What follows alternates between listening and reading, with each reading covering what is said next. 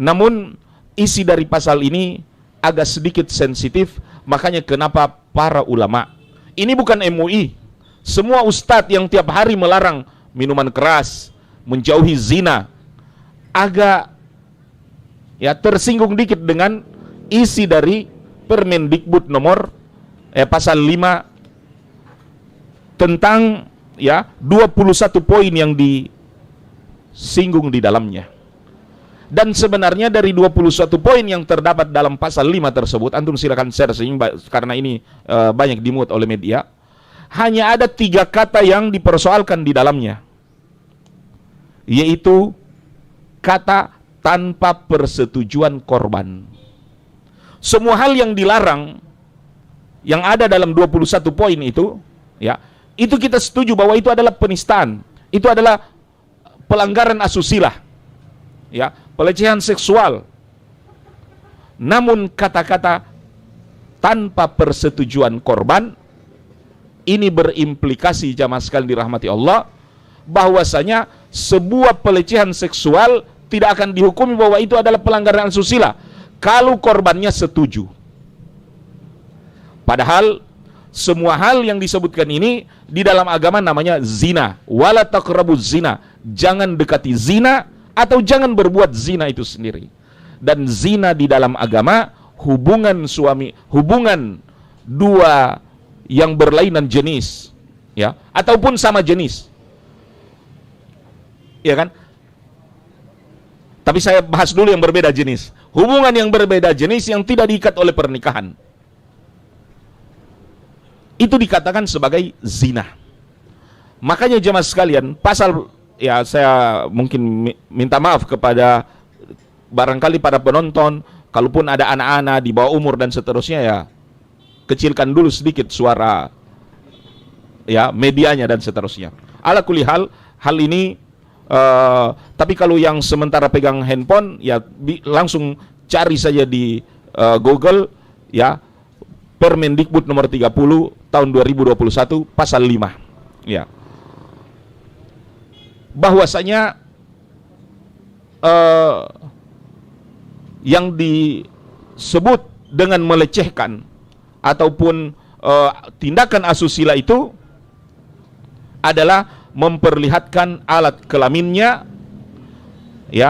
dengan sengaja tanpa persetujuan korban.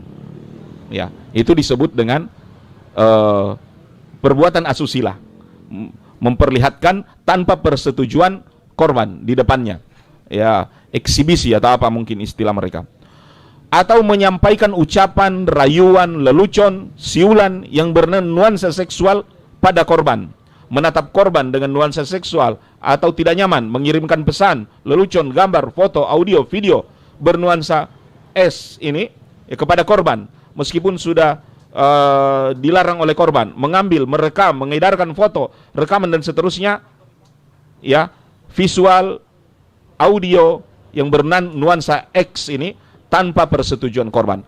Ala kulli hal, silakan baca semua, karena kalau saya baca semua berarti saya harus dibayar, termasuk orang yang mensosialisasikan Permendikbud ini.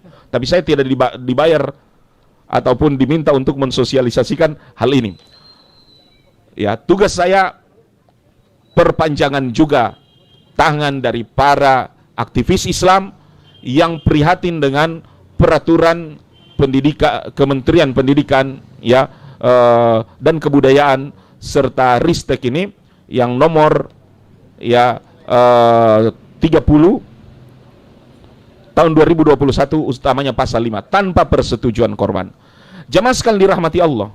Oleh karenanya di kampus kita, kalau ada mahasiswa atau mahasiswi terlibat wa'yazubillah perbuatan mesum ataupun pencabulan, namun karena usia mereka sudah di atas 18 tahun dan korbannya atau pihak wanitanya misalnya mengatakan tidak keberatan, suka sama suka, perbuatan yang mereka lakukan tadi itu sudah perbuatan zina. Karena hubungan itu hanyalah suami istri. Ketika mereka melakukannya atas persetujuan atau suka sama suka, maka hal tersebut tidak bisa dipidanakan atau menjadi objek daripada peraturan yang ditetapkan. Padahal hari ini ya, apapun yang terjadi di kampus-kampus kita, ya, perzinahan mahasiswa atau mahasiswi ataupun ya siapapun yang ada di dalam aktivitas akademika itu, entah dosen ataupun karyawan, maka perbuatan asusila tersebut jemaah sekalian termasuk ya hal yang ya tabu. Bahkan jamaah sekalian dirahmati Allah, ya, kita kaum muslimin mengkategorikannya perbuatan zina dan seterusnya. Jamaah sekalian dirahmati Allah, tidaklah seruan ini kecuali menjaga bersih, nyaman dari kampus-kampus kita. Tentu kita tidak menginginkan ya hal-hal asusila terjadi di kampus-kampus kita, ya. Dan kita berhusnuzon, berprasangka baik. Aturan ini juga untuk menindak semua itu, memberi efek jera dan seterusnya. Namun terminologi zina ya agak dikaburkan di sini dengan ungkapan ya tanpa persetujuan korban. Ya, tanpa persetujuan korban ini tanpa persetujuannya wanita.